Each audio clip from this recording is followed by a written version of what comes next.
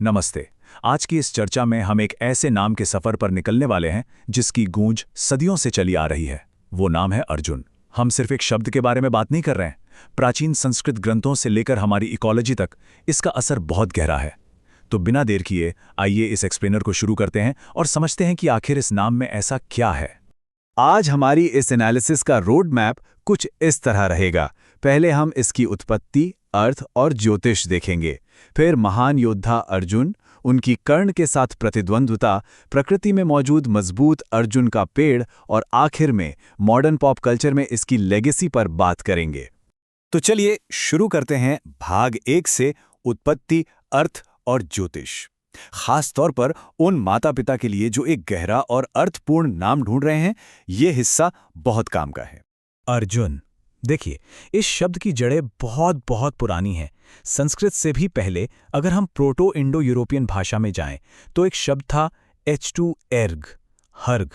इसका मतलब होता था सफ़ेद, एकदम स्पष्ट, चांदी का बना हुआ या फिर चौंधियां देने वाला, यानी चमकदार। मतलब ये नाम किसी ऐसी चीज को दिखाता है जो एकदम शुद्ध हो और जिसमें एक बेदाग चमक हो। कमाल की बात है ना। और अगर हम वैदिक ज्योतिष और अंक शास्त्र के नजरिए से देखें तो ये और भी दिलचस्प हो जाता है। इस नाम का जन्म नक्षत्र उत्तरा फाल्गुनी है। वेस्टर्न न्यूमरोलॉजी में इसका लकी नंबर 1 है।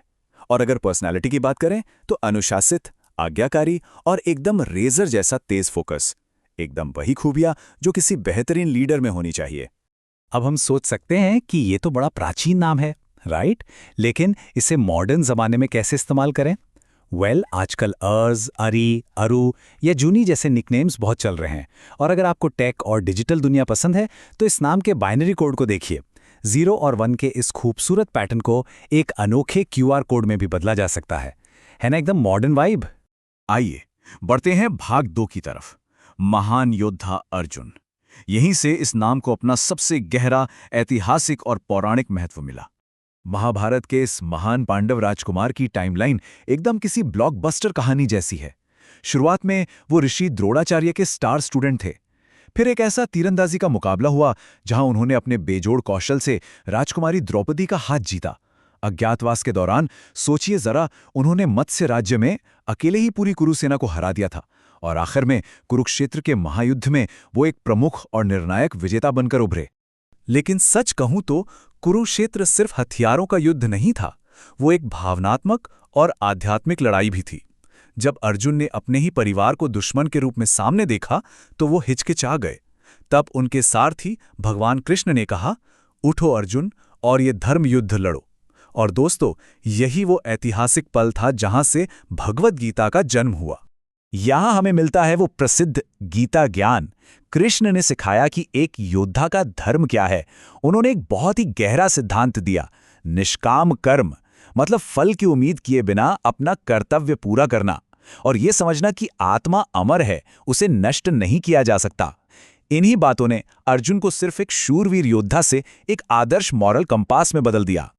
अब हम अपने तीसरे हिस्से पर आते हैं, एक जटिल प्रतिद्वंद्विता।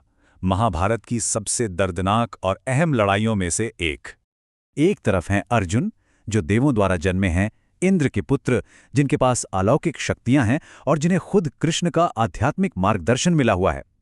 दूसरी तरफ उनके बड़े सौतेले भाई कर्ण एक अतिमानवीय योद्धा थे, कुंती के पहले बेटे। लेकिन उनकी किस्मत देखिए, वो दुर्भाग्य से कौरवों की तरफ से लड़ रहे थे। ये अलौकिक मार्गदर्शन और अतिमानवीय संघर्ष के बीच का सीधा मुकाबला था। ये दुश्मनी ऐसे ही नहीं शुरू हुई थी। पहले द्रोणाचार्य के सार्वजनिक कौशल प्रदर्शन में कर्ण ने आकर अर्जुन को खुलेआम चुनौती दी। फिर बात तब और बिगड़ गई जब कर्ण ने द्रौपदी का भारी अपमान किया, जिसके बाद अर्जुन ने उन्हें हराने की एक कड़ी कसम खा ली। और इस सब का अंत हुआ कुरुक्षेत्र के 17वें दिन, जब उन दोनों भाइयों के बीच वो पहले से तय महायुद्ध हुआ। चलिए अब भाग 4 की तरफ बढ़ते हैं, मजबूत अर्जुन का पेड़। पौराणिक कथाओं से निकलकर अब जरा प्रकृति की दुनिया में चलते हैं। प्रकृति में भी अर्जुन नाम की वही चमक और लचीलापन नजर आता है। टर्मिनेलिया अर्जुना नाम का ये विशाल पेड़ आमतौर पर भारत के नदी किनारों पर पाया जाता है। जिस तरह हमने योद्धा अर्जुन की ताकत देखी, बिल्कुल वैसे ही इस पेड़ का तना एकदम मजबूत होता है। ये शारीरिक रूप से इतना लचीला और दृढ़ है कि अपने नाम के अर्थ से पूरी तरह मेल खाता है। और हाँ, ये सिर्फ एक पेड़ नहीं है, ये हमारे इकोसिस्टम के लिए एक कीस्टोन प्रजाति है। असल में दक्षिण भारत की मोयार नदी घाटी में इसका होना बहुत जरूरी है। ये मालाबार विशाल गिलहरियों को घोंसले बनाने की जगह देता है। जो गंभीर रूप से लुप्तप्राय व्हाइट रम्प्ड गिद्ध हैं, वो इस पर रहते हैं। और तो और इसके सूखे हुए तनों में दीमक लगती है, जो वहां के भालुओं का अहम खाना बनती है। एक अकेला पेड़ पूरे जंगल को पालता है। सिर्फ पर्यावरण ही नहीं, इंसानों के लिए भी इसके औषधीय गुण कमाल के हैं। आयुर्वेद में इसकी छाल को दिल के लिए एक बेहतरीन टॉनिक माना जाता है। इसका काढ़ा ब्लड प्रेशर को कम करने और अस्थमा के इलाज के काम आता है। इसके अंदर अर्जुनोलिक एसिड जैसे शक्तिशाली फाइटोकेमिकल्स होते हैं। एक तरह से यह पेड़ सच में जीवनदायिनी है। आखिर में हम अपने 5वें हिस्से पर आते हैं, मॉडर्न पॉप कल्चर लेगेसी। आज के समय में ये नाम कहाँ खड़ा है? सच बात तो यह है कि अर्जुन नाम का चार्म आज भी वैसे का वैसा ही है।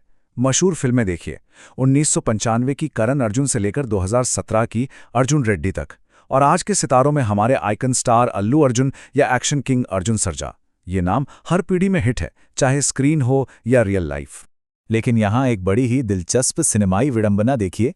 एक्टर अर्जुन सर्जा, जिन्हें एक्शन किंग कहा जाता है, उन्होंने 2019 की भव्य फिल्म कुरुक्षेत्र में असल में कर्ण का किरदार निभाया था। खैर सोचिए जरा, एक एक्टर जिसका अपना नाम ही अर्जुन है, वो पर्दे पर अर्जुन के सबसे बड़े प्रतिद्वंदी का रोल निभा रहा है। पॉप कल्चर सच में अजीब और मजेदार होता है। तो इन सब बातों का आखिर में क्या मतलब निकलता है? एक तरफ महान योद्धा की चमकती आत्मा है और दूसरी तरफ एक पेड़ की ऐसी जड़ें जो कभी हार नहीं मानती। इन दोनों के बीच अर्जुन नाम आगे आने वाले समय में किस तरह की विरासत छोड़ेगा, यह एक ऐसा सवाल है जिस पर हम सबको थोड़ा सोचना चाहिए। आज के इस एक्सप्लेनेर में साथ जुड़ने के लिए बहुत बहुत शुक्रिया।